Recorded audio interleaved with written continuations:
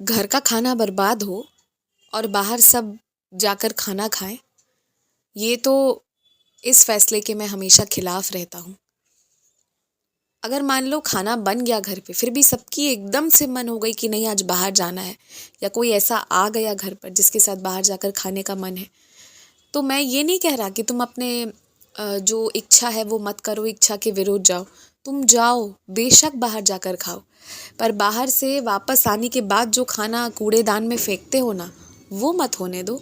जब बाहर जा रहे हो तो अच्छे से उन सारे खानों को अच्छे से, जैसे भी, जिससे कि सामने वाले किसी व्यक्ति को दो तो वो खा सके, उस स्थिति में उसे अच्छे से बांध लो और ले जाकर तुम्हें ऐसे कई लोग मिल जाएंगे जो बहुत प्रेम से, सहर्ष उसे स्वीकार करेंगे और कोई ना कोई खा लेगा। और खा लेगा ना, तो बात यहाँ पर एक तो ये होगी कि तुमने खाना बर्बाद नहीं होने दिया, और दूसरा तुम्हारे माध्यम से अन्नदान होगा।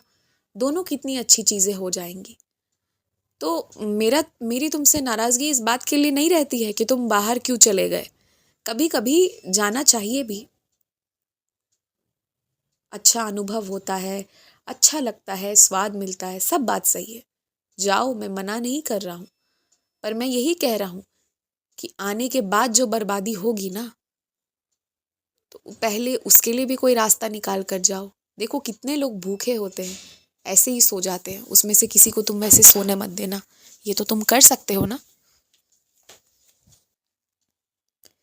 मेरे जिन बच्चों के जीवन में एक खालीपन है ना, हाँ, अकेलापन नहीं है पर एक खालीपन है, वो खालीपन दूर हो जाएगा।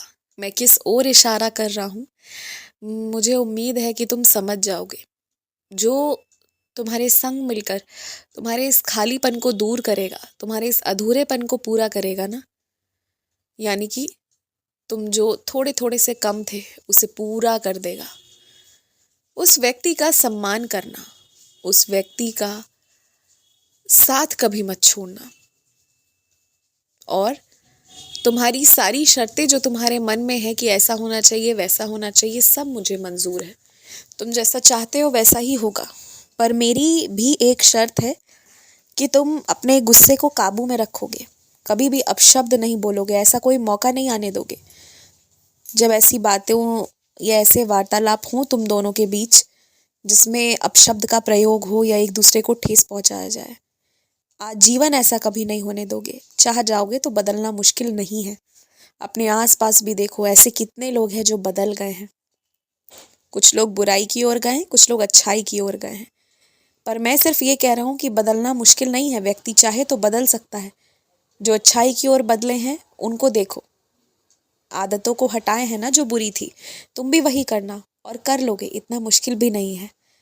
तुम्हें तुम्हारे साईं, तुम्हारे बाबा की ओर से खूब सारा प्रेम, खूब सारा आशीर्वाद, और शिरडी की ऊदी प्रसाद का भी ढेरों ढेरों आशीर्वाद पहुंच जाएगा तुम तक।